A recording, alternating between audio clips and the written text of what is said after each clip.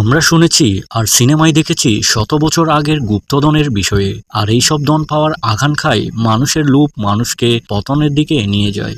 এমনই একজন ব্যক্তি তার সম্পদের জন্য অতৃপ্ত আকাঙ্ক্ষা নিয়ে বড় হতে থাকে, যে তার বাবার বাড়ির মধ্যে একটি লুকানো ধন খুঁজে বের করে। ধনটি একটি দেবীর খারাপ হিংস্র বাচ্চার দ্বারা রক্ষা করা হয়। এই ধন বের করতে গিয়ে একটা পরিবারকে মারাত্মক ঝুঁকির সম্মুখীন হতে হয় আর ভয়ানক এবং অবিশ্বাস্য ঘটনার সম্মুখীন হতে হয়। বন্ধুরা, কথা বলছি 2018 সালের মুক্তি পাওয়া ভারতীয় সিনেমা তুম্বাদের ব্যাপারে। রহস্যময় একটি ঘটনা যেটা আপনাকে প্রতিটি সিনের মধ্যে চিন্তা করতে বাধ্য করবে। এতটা ভয়ানক যা আপনি ভাবতেও পারবেন না। তাই পুরো ভিডিওটা দেখবেন, সাথে আমাদের চ্যানেলটি সাবস্ক্রাইব করে সাথে থাকবেন। প্রথমে আপনাকে জানতে হবে তুম্বাদ কি। তুম্বাদ একটা বহু বছর আগের গ্রামের নাম, যে গ্রামে একজন দেবী বাস করত, যাকে সোনা আর খাদ্যের দেবী বলা হতো। আর এই দেবীর পেট থেকে এই গোটা পৃথিবী শুরু। পৃথিবীর সৃষ্টির পর এই দেবী 16 কোটি দেবী দেবতাকে জন্ম দিয়েছে, কিন্তু দেবী সবচাইতে বেশি ভালোবাসতো তার প্রথম ছেলেকে, যার নাম হাস্তার। বর্তমানে কোনো বই পুস্তক কিংবা পুরাণে হাস্তারের নাম নেই, কারণ সে দেবীর সব সোনা আর খাদ্য বুক করতে চেয়েছে। সোনা সে পেয়ে গেছে দেবীর বিরুদ্ধে গিয়ে, কিন্তু খাদ্য সব বুক করতে গেলে বাকি দেবতারা তার উপর প্রহার করা শুরু করে, আর সে সাথে হাস্তার শক্তি হারিয়ে ফেলে। আর সে দুলুতে মিশে যাওয়ার আগে দেবী তাকে বাঁচিয়ে ফেলে। বাঁচানোর পিছনেও একটা শর্ত ছিল। শর্ত হলো তাকে কেউ পুজো করবে না, কখনো তার নাম কেউ জানবে না। এইভাবে হাস্তার তার মায়ের পেটে সারা জীবনের জন্য ঘুমায়। কিন্তু একদিন বিনায়কের পূর্ব পরিবার তার কথা মনে পড়ে, তার নামে একটা মন্দির বানিয়ে দেয়। আর সেদিন থেকে দেবতাদের রাগ আর ক্রোধ তুম্বাদ গ্রামে সারা জীবনের জন্য বর্ষার পানি হয়ে ঝরে। এই হলো বিনায়ক, যে ছিল খুব লোভী। সে শুধু হাস্তারের সে সোনা পাওয়ার জন্য মাতাল থাকে ছোটবেলা থেকে।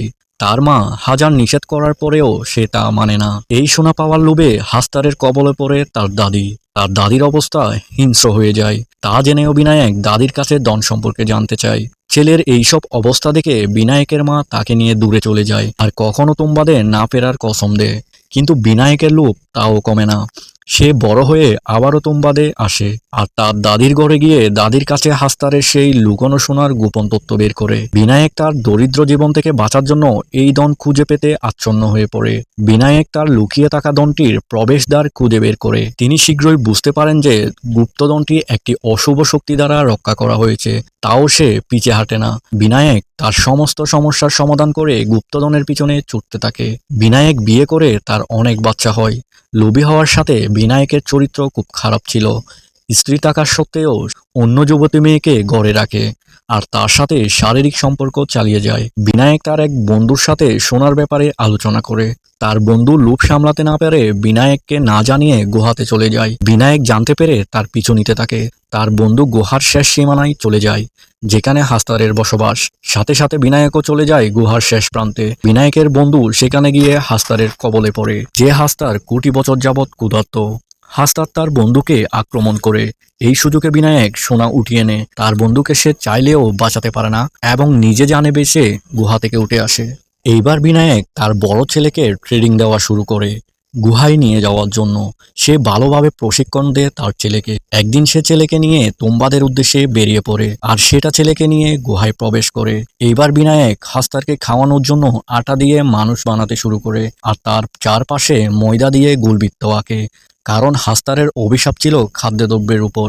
সেটার ফায়দা নিয়ে বিনায়ক আটা দিয়ে কিছু পুতুল বানিয়ে হাস্তারের দিকে ছুঁড়ে মারে আর হাস্তার সেটা খাওয়া নিয়ে ব্যস্ত হয়ে পড়ে। এই সুযোগে বাবা ছেলে দুজন সোনা নিয়ে অনেক কষ্টে উপরে উঠে আসে। ঘরে ফিরে বিনায়কের ছেলে তার ঘরে রাখা এই মেয়ের সাথে সোনার একটি মুদ্রার বিনিময়ে রাত কাটাতে চায়। মেয়েটা এতে রাজি হয়ে যায়, কিন্তু মেয়েটা সব কথা বিনায়ককে বলে দেয়। বিনায়ক ছেলেকে অনেক মারধর করে, কিন্তু বিনায়কের ছেলে মার খাওয়ার পরেও বিনায়ককে একটি নতুন পরামর্শ দেয়, যা শুনে বিনায়ক অবাক হয় আবার খুশিও হয়।